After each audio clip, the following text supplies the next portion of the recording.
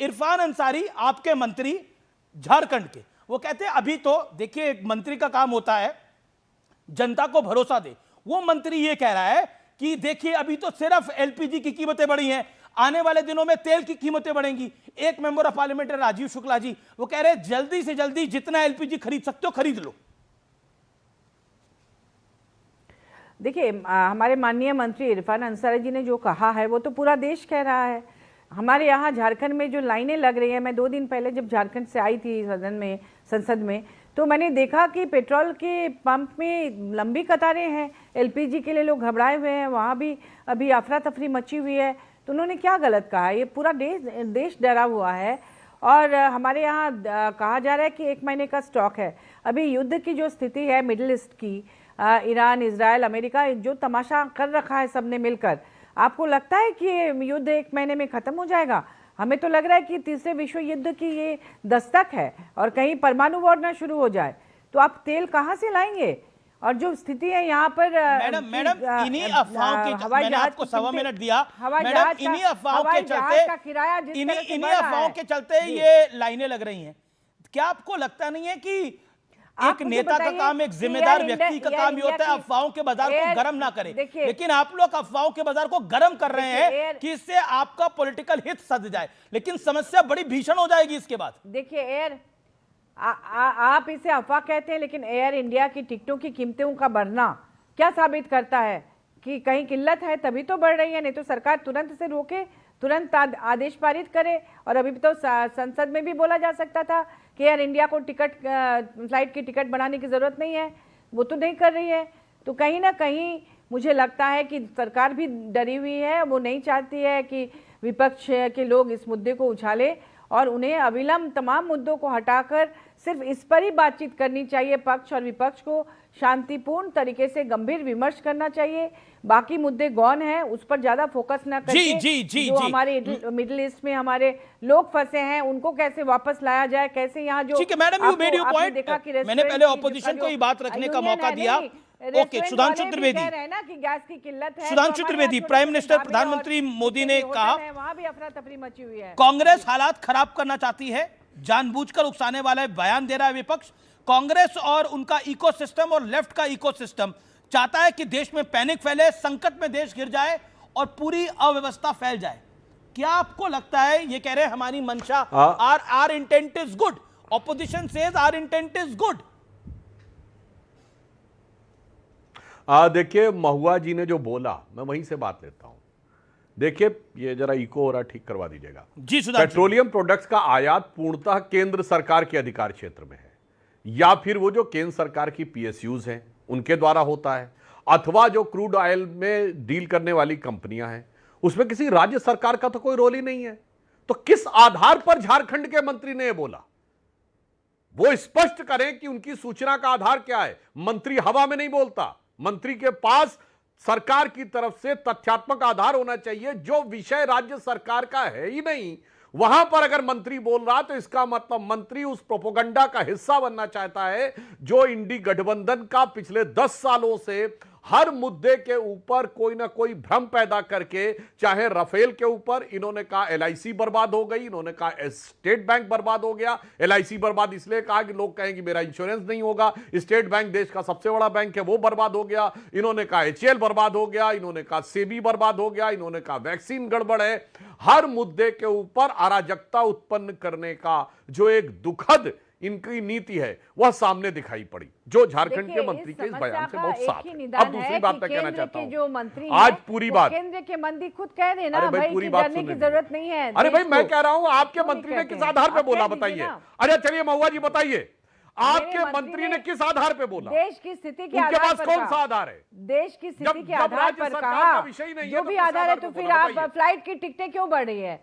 Flight की आधार ही नहीं है। अब ये बात बिल्कुल साफ हो गई। कहा तो जब वो विषय ही नहीं है राज्य सरकार का, तो राज्य सरकार का मंत्री क्यों बोला? मंत्री क्यों नहीं ये खंडन करते हैं? स्पष्ट हो गई। नहीं तो आपके मंत्री टीवी पर आकर बोल देना भाई कि किसी को डरने की जरूरत नहीं है, देश में सब कुछ अच्छा है और आने वाले दिनों में भी कोई परेशानी की जरूरत नहीं है। आप लोग लाइन मत लगाइए, ये बयान आप जारी कर दीजिए, आज शाम को 5 बजे अफवाहें बंद हो जाएंगी। आप सुनिए, अरे भाई बात तो सुनिए बिल्कुल। पहली बात तो ये स्पष्ट हो गया उनके जवाब से कि इन्होंने मंत्री के बयान का कोई तथ्यात्मक आधार इनके पास नहीं है, यानी वो अफवाह का हिस्से थे। बात प्रमाणित देखिए, उन्होंने जो भी पीयूष गोयल जी ने भी स्पष्ट रूप से बोला है और आज 5 बजे पेट्रोलियम मंत्रालय की तरफ से भी ये बोला गया है कि किसी भी प्रकार का पैनिक करने की जरूरत नहीं। और दूसरी बात, कान खोल के सुनिए, श्रीलंका में क्या हो रहा है, बांग्लादेश में और पाकिस्तान में 4 डे वीक हो गया, 1 महीने के बाद राशनिंग हो गई है।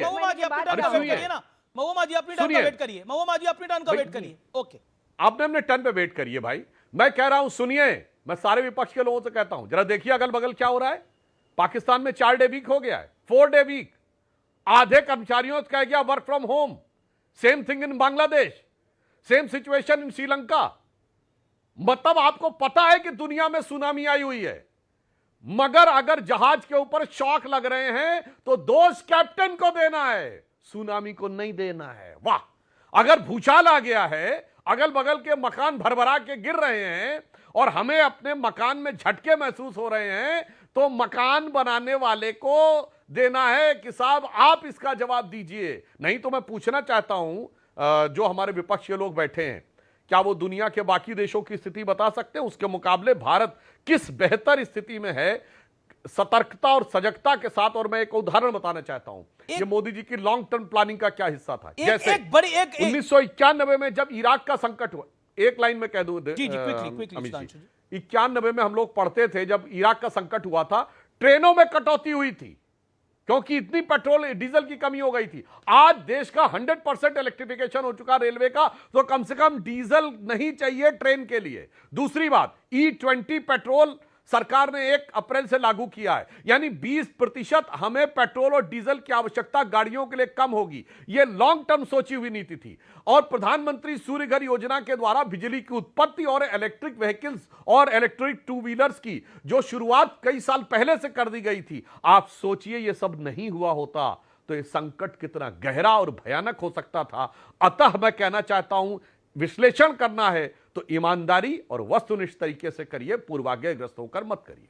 जी, मैं सुनील यादव का रुख करता हूं। सुनील यादव हमारे साथ बने हुए हैं, फॉर्मर एमएलसी हैं। सुनील यादव, 2-3 चीजें बहुत महत्वपूर्ण हैं। मैं कोविड का काल देखता हूं, कोविड का काल आया तब ऑपोजिशन, खासतौर पर समाजवादी पार्टी की, यहां पर क्योंकि आप समाजवादी पार्टी के नुमाइंदे उसकी बात करते हैं, एक तरह से एक मैसेज पहुंचाने की कोशिश हुई कि बहुत मिसमैनेजमेंट हो रहा है, जो वैक्सीन है वो ऑब्जेक्टिव ही नहीं है, वो वैक्सीन ठीक ही नहीं है, जबकि देश के लगभग हर देशवासी ने इस वैक्सीन को लगाया। आपने भी लगवाया होगा, आपके परिवार ने भी लगाया होगा। आज उसी तरह की स्थिति पैदा करने की कोशिश है। देखिए, एलपीजी की शॉर्टेज होने वाली है, स्टेट ऑफ हॉर्मुज से कुछ मूव नहीं कर पा रहा है।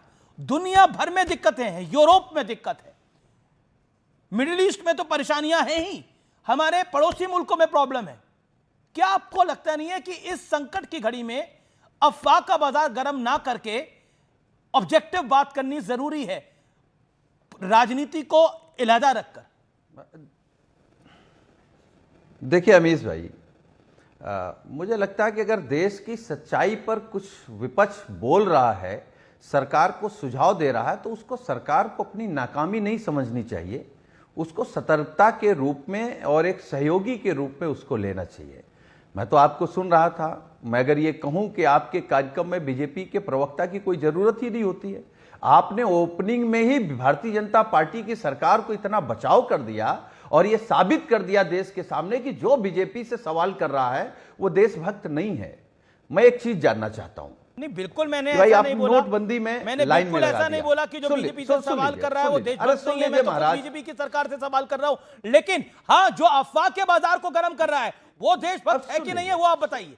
जो अफवाह के बाजार को गर्म कर रहा है, देखिए अमीश भाई, मीडिया राजीव शुक्ला सुझाव दे रहे थे सरकार को, इरफान अंसारी सुझाव दे रहे थे सरकार को। सुन लीजिए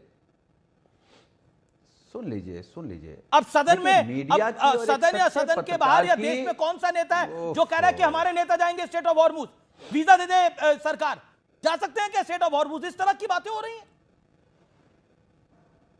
अब सुन लीजिए ना, हम ये कह रहे हैं कि मीडिया की और एक सच्चे पत्रकार की ये जिम्मेदारी है कि सवाल सरकार से हो। आप सरकार से कहलवाइए ना कि कोई कमी नहीं है, कहलवाइए ना कि गोरखपुर में क्यों मारपीट हो रही है, क्यों अयोध्या में होटल बंद हो गए हैं, क्यों प्रसाद नहीं बन रहा है। अब मैं अगर आपसे ये कहूं कि आपकी डिबेट में आने से पहले अभी मुझे एक फोन आया काकोरी लखनऊ से।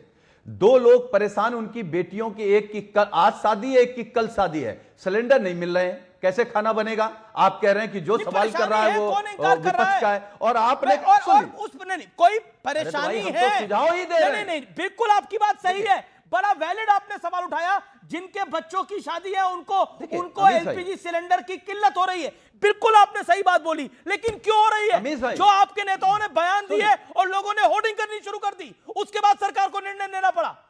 कितने ने विपक्ष के नेताओं ने बयन दिया, देखिए खत्म होने वाला एलपीजी सिलेंडर लेके रख लीजिए। मैं बाइट करूंगा, हालत खराब हो जाएगी आप लोगों की। यही काम आप कोविड में करते थे, यही काम कोविड में किया अरविंद केजरीवाल से लेकर आप तक, और देखिए क्या रास्ता दिखाया। मैं कोविड पे आ रहा हूं, मैं कोविड पे आ रहा हूं। अब सुन लीजिए, मैं कोविड पे आ रहा हूं। मैं बड़ी जिम्मेदारी के साथ कह रहा हूं आपके कार्यक्रम में, हमारे नेता माननीय अखिलेश यादव जी ने जो बयान दिया था कि आज सरकार कह सकती है कि जितने भी लोगों को हम लोगों ने वैक्सीन लगवाई, सरकार तो मुकर गई कि हमने किसी को नहीं कहा वैक्सीन लगवाने के लिए। और सरकार किस तरीके से कोरोना भगा रही थी, ताली बजा के, थाली बजा के, दिए जला करके। ये तो वैज्ञानिकों की फौज है ना इनके यहाँ, बीजेपी के यहाँ। देखो बीजेपी को कोई संकट नहीं है, ना बीजेपी के समर्थकों को संकट है गैस का, ना अंधभक्तों को, क्योंकि प्रधानमंत्री जी ने उनको फार्मूला दे दिया है, गंदी नाली में गैस डालिए और किचन में लगा लीजिए, खाना बनाइए। संकट तो हम लोगों के सामने तो आप भी लगा लीजिए बायोगैस, नहीं समझना चाहते हैं समाजवादी पार्टी के दफ्तर में। भाई हम नहीं अजय बताइए, आप गंदी नाली से गैस लगा कर बायोगैस जला सकते हैं? आप तो कम से कम उसको स्वीकार मत करिए। सुधांशु त्रिवेदी आंसर। आप तो मत कहिए। Sudhanshu Trivedi, then Manoj Nagar also has the point. Sudhanshu ji आपने कुंभ पे सुना नहीं, आपने ऑपरेशन सिंदूर पे हमारी बात सुनी नहीं, आप बोलने नहीं देते। वही बात, आप भी वही काम कर रहे हैं जो सदन में हो रहा है। बिल्कुल ऐसा नहीं हो रहा सुनील भाई। ओके, अरे कम से कम वो सदन में वो प्रस्ताव भी गिर चुका है, अभी कुछ घंटे पहले वो प्रस्ताव भी गिर चुका है सदन के